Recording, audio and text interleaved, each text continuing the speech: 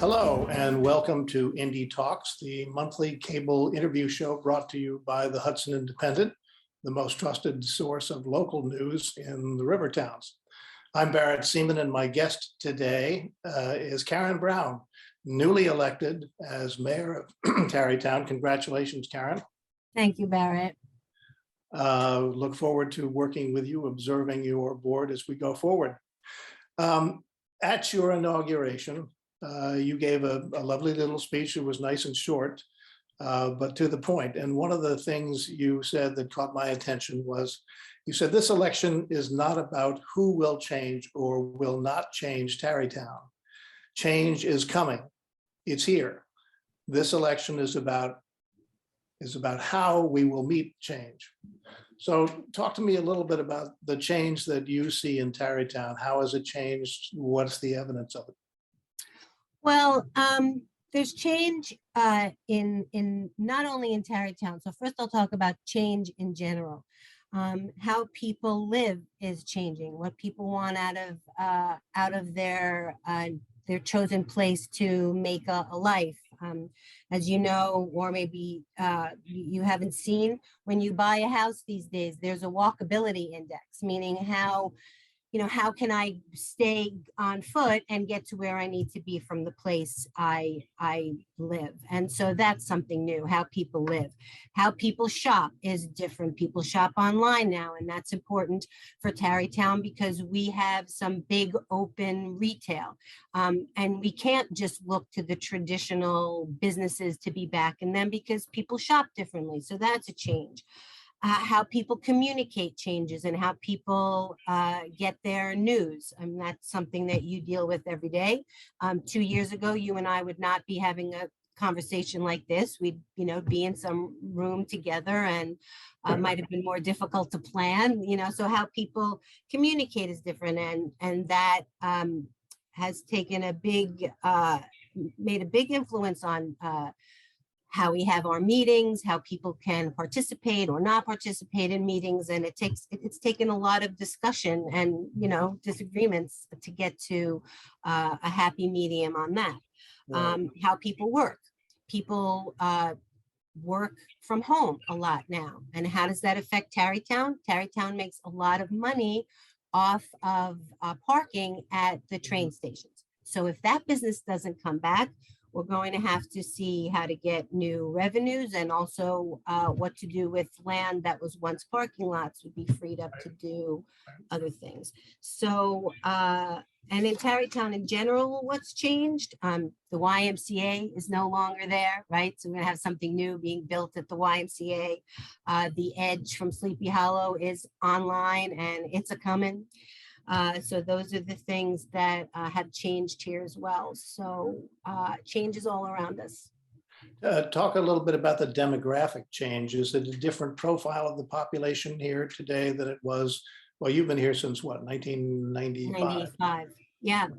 Yes, it definitely has. We have many more people who consider themselves more than one race in Tarrytown. So we have people that many more people whose first language is not English. So we have that. I think, and I just saw some statistics from 2000, right? The median income was $85,000 then. Now it's 125,000. So we have a lot more more wealthy upper echelon earners now here in Tarrytown. So those things have changed. The number of Hispanic families has gone from maybe 15 to 25% in the past 10 or 20 years. So that's the changing face of Tarrytown as well. Mm-hmm. So let's talk about a few things that those demographic changes are likely to influence politically. First thing that comes to mind for me is police and police reform. We went through an exercise, not just Tarrytown, but every municipality in New York State last year, examining police and police procedures. How do you think the changing demographics affected that process? That was a really interesting and helpful exercise here in Tarrytown, because we all felt like we had a great police force. And I think out of that, we realized that we really do. But that being said, they still found some ways to make changes to make it even better.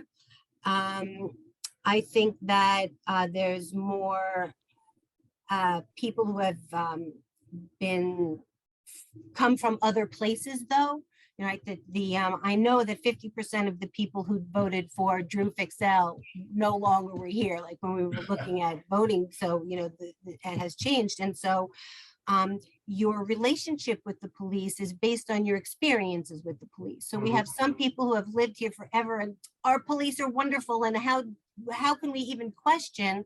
But there are people who have not always lived here, and their experiences with police have formed their opinions. And so we now have to go through making sure those new people know our police department, know it is as good as those who have lived here for all these years believe it to be. Have any of the recommended reforms from that been implemented in the department? Yes, the police department has cameras. Now all police officers have cameras. That came out. We were discussing it before, but that the police reform made it something that we can no longer just talk about, and that became a reality. The police force has changed some of its bias training, and there have been new programs that are geared towards getting people and police interacting, like Cone with the Cop.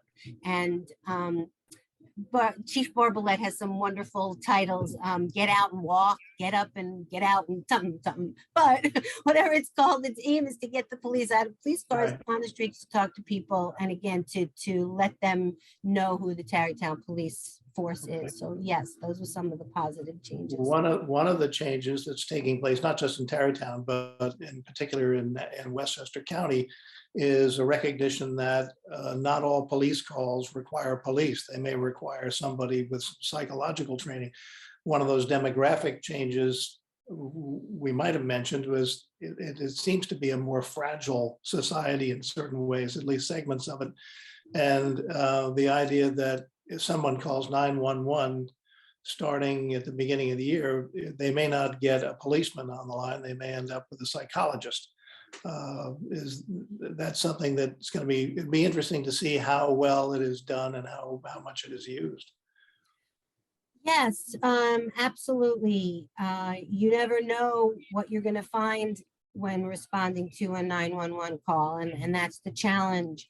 But both Westchester County and Greenberg both are expanding their, it's very hard for a community like Tarrytown to have its own mental health professional on staff.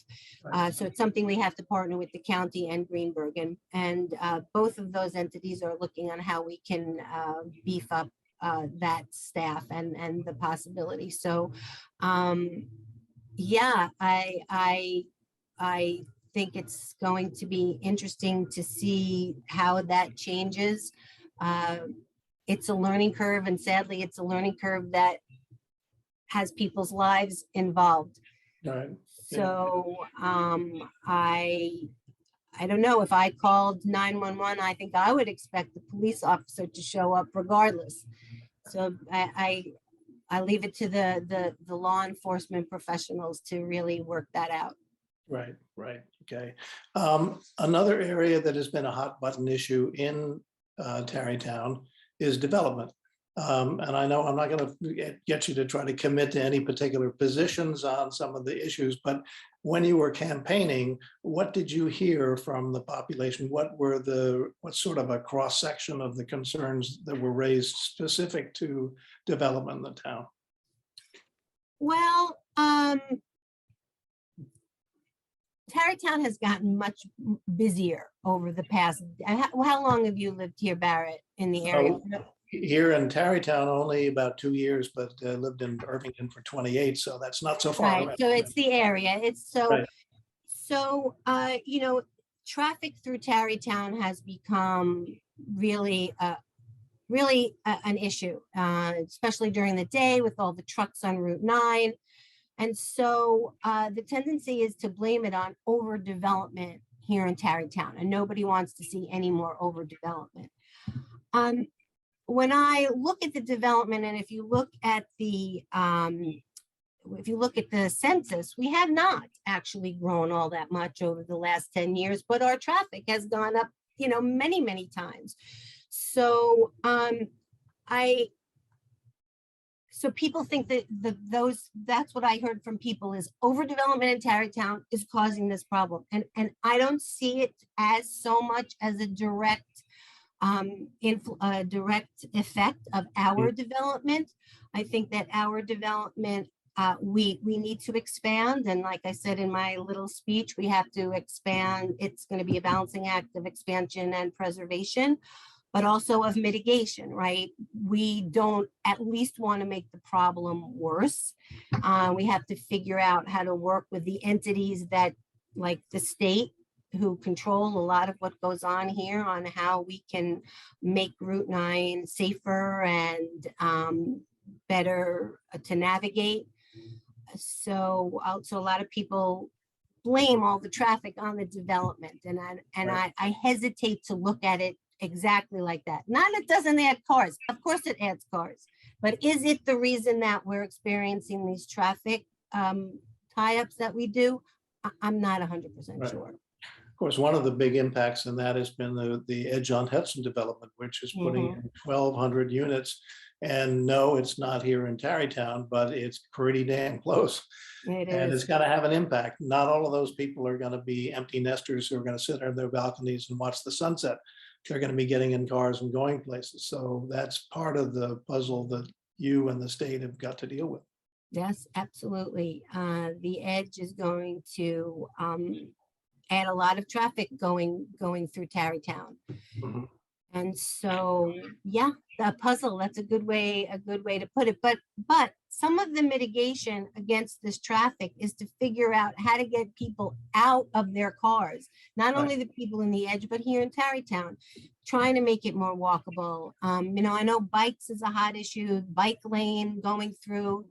I also can't envision a bike lane that would go through our downtown area on Route 9. Yeah. But that's not to say that we can't make biking safer in other ways, in other areas, improve sidewalks, improve signage that can help people know how to walk through to get to different places. Right. I was going to ask you about the bike lane proposal and that whole Route 9 transportation concept, but you jumped right to it. Your immediate predecessors, plural, both Tom Butler and Drew Fixel, were pretty skeptical, openly skeptical about having that bike lane go from, say, Beekman Avenue to the north to Benedict Avenue to the south, which goes right through that congested business area. Do you have a different opinion from them on this, or are you in the same skeptical? No, like I said, I can't envision a bike lane in that area. So where would you put it? Well, wherever you put it, it's going to be, the people who will see it pass through by their neighborhoods might not like it, but, well, Washington Street has its issues. So I don't know if you could really put it on Washington. You could try to get, and I mean, there's different kinds of bike, right? I'm more concerned with making it easy for people within Tarrytown to bike throughout Tarrytown, not for, I love visitors, we want people to come, but there's not a lot of evidence that shows that people biking through your downtown actually bring business to your downtown. So and they're not going to leave with a television set on the back of the bike. Correct. So I wish them well, but I'm not going. My first job is to plan around the people here. So where would we put it? You know, maybe you just have to walk your bike a couple of blocks through town. Come walk slow, walk through. Maybe on some of the sidewalks, you can make a room for a slow biking. So like a kid can ride on their bike. Right. And that's why I'm so happy about the board of trustees, the people that we have are so creative. We have David Kim, who's a planner, and as you know, this is a pet project of his. Effie Phillips Staley, she she works in the schools, and she also wants to, and she lives in the inner village as well, and she wants to help figure out how kids can walk more safely around town. Right. So those are two really great new additions to the board. Mhm. Tom Butler suggested once, and I don't think he said this privately, that he wondered if the Riverwalk might be part of the bike path, that you could divert it in just north of Sleepy Hollow, run it through Kingsland Point Park and around and down and rehook up with the with Broadway below the bridge. Well, again, that makes sense for people who are on a long bike ride, Right. but I don't know how much it helps somebody who wants to ride from downtown Tarrytown to Bridge Plaza to go shopping. Right, exactly. Okay. Another issue that is full of all kinds of cultural implications is the cannabis vote, which is your board now seems to be pretty close to resolving this as far as we can tell. And it looks like you're going to end up approving or opting in on dispensaries, but opting out on lounges where people can actually smoke on the premises. Does that look to you the way it's going to go? Well, the board has decided not to move to opt out, right? There's nothing to, the law was written so that because cannabis is legal, they want villages and municipalities to participate and have allowed dispensaries. So the law is written that if you simply don't do anything, you now have to allow, you have to take the move to opt out. So all the board members have formed their own opinions by research on their own, talking to people in the community throughout the campaign. I spoke to hundreds probably of people, and we did talk about marijuana dispensaries, and the general mood is, why would you opt out of dispensaries? It offers a good economic opportunity for the village, and there's very little evidence that it causes more crime or drug use, or, well, it does cause more traffic, but that's a zoning issue, which will always be the case. It doesn't go away simply because they're a dispensary. So that is, the board is not taking any movements to opt out of dispensaries. Dispensaries. On Monday, we're opening a public hearing about whether or not to opt out of the on-site consumption lounges. And that one's a little bit more fraught. I have to say, I'm not even sure myself which way I would vote on it at this point. I know that there are issues the police have talked about. They have no real way of testing somebody who's too high to drive. That is a concern for me. There's no, while there's 18 states have legalized marijuana and they have dispensaries, they don't all allow lounges. So there's not a lot of examples of what that business model might look like. And lastly, it's a lounge, like lounges, like bars, like restaurants are going to have a high turnover, because they're just little businesses basically. And so that one, I feel like we could sit back and wait, and it will always be churning. But we're going to hear from people on Monday to see how they feel about it. Right. Your next door neighbor in Sleepy Hollow is going to opt in on both. So you know you're going to have at least the opportunity for a lounge right next door. Going down the river, no for Irvington, no for Dobbs Ferry, yes on dispensaries in Hastings, and no in Ardsley. So a lot of traffic's going to be moving towards Sleepy Hollow for people who want to participate in using a lounge.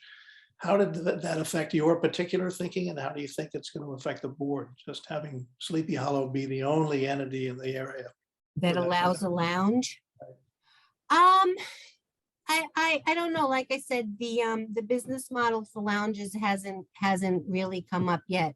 And I don't know for sure if there's a clamoring to start open lounges. I Mhm. do know that there's lots of people who are interested in getting licenses for a dispensary. So I hadn't really considered that till you just brought it up about the lounge. I always thought about that in terms of the dispensary, Right. but not a lounge. And a lounge is only going to be a small place. You know, it's kind of like a great restaurant in your downtown. So we'll just have to deal with it if and when that comes to fruition. And also, Barrett, we can say that we're not opting out of dispensaries. That is not a guarantee that one will ever be placed Yeah. here in Tarrytown. Yeah, you don't know whether or not people will look at this particular market and say, well, there's only a need for one or two dispensaries in the 4 or 5 villages in the area. And the best bid will win that, and everybody else will be out of luck, at least on the tax revenue that comes in. Right, right. Well, you know that Greenberg just, I think yesterday, opted like what we're talking about, Yeah, in for dispensaries in and and out. no for Mhm. lounges. So it's very much the same sort of pattern. Um, Again, I want to say I'm not going to press you on particular policy issues, but the waterfront is a big deal. A lot of people care a lot about it. And one of the focal points of that is the future of the Washington Irving Boat Club, which the village this past summer sent out these RFQs, RFDs, I guess, these requests for ideas on how to develop that property. You've seen I think it's 5 submissions that were made, kind of range in detail from almost nothing to, 60 pages of stuff. Without tipping your hand as to what you like and what you don't like, where does this process go from here and how does it get Well, we were hoping that the RFI request for interest and qualifications RFQ would have given us some really great ideas that we could dig our teeth into and say this is exactly what we were looking for. That didn't happen. So we're going to have to take a more active role in creating that view. And so now what we're looking at is an RFP for planning consultants to help us formulate the idea ourselves on what it is we want there and what it will look like. Washington Irving Boat Club is a successful boat club for generations, and nobody wants to see it go away. Nobody. The question really is just the facility it will work out of. It can be upgraded. It should be upgraded. It's a beautiful place for people to have parties and to have drinks. Why not have, one story, on the floor, the bottom floor where it is now, you can have really casual, like they have now, casual, and maybe a second story where you can have really nice affairs and something like that. I mean, that's just a vision off the top of my head. Right. So where we stand now is we're looking for planning consultants to help us start the process of what we wanted. Right. So you are asking consultants to submit proposals, and then you will pick one of those consultants to go forward and develop the plan, or is it something else? Yeah, I mean, it's kind of like when we went through, it would be like when we went through the comprehensive plan in a way. They do a lot of the research, they have focus groups and workshops and uh, guide us through the process of what determining what it is we want it to look like. Then we're gonna have to find somebody to build it. Yeah, right. Part of refurbishing that whole waterfront area is going to involve dredging. Am I correct? I You mean, are correct. that water is not deep enough to take the kind of boats that'll bring in people that are going to stop and go into town and shop.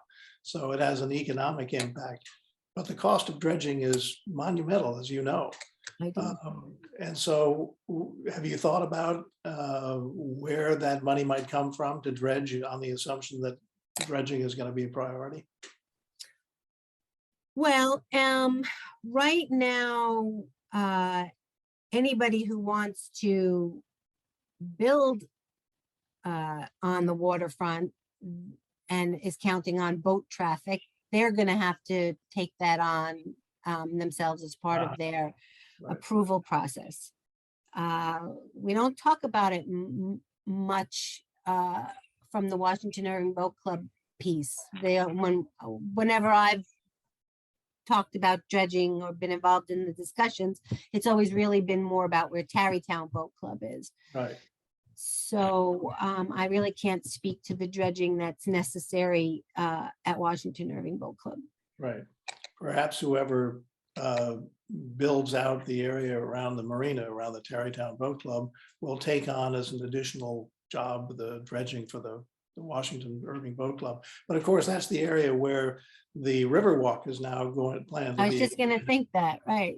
Yeah, so all of that area it's going to be disrupted anyway, and it's going to be some time before all that's developed. So this is not going to happen tomorrow.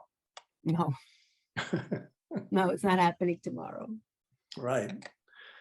Okay, tell me, just getting off what's happening in Tarrytown. You and your husband have run a business, Hudson Barter Exchange, for what, 15 years now? Is that about right? 2008. So I'm not sure people who are watching this program have a clear idea of what it is that Hudson Barter Exchange does. Can you give your elevator speech on? Yeah, sure. So, the Hudson Barter Exchange is goes to my community mindedness, really.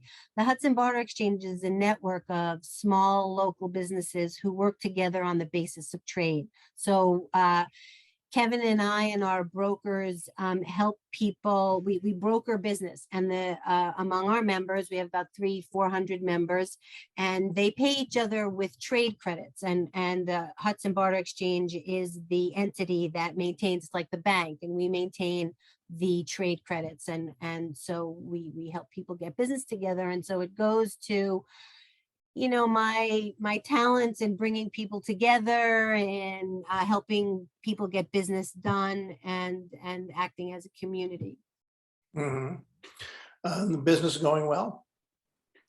Business is going well. A lot of our business is entertainment based.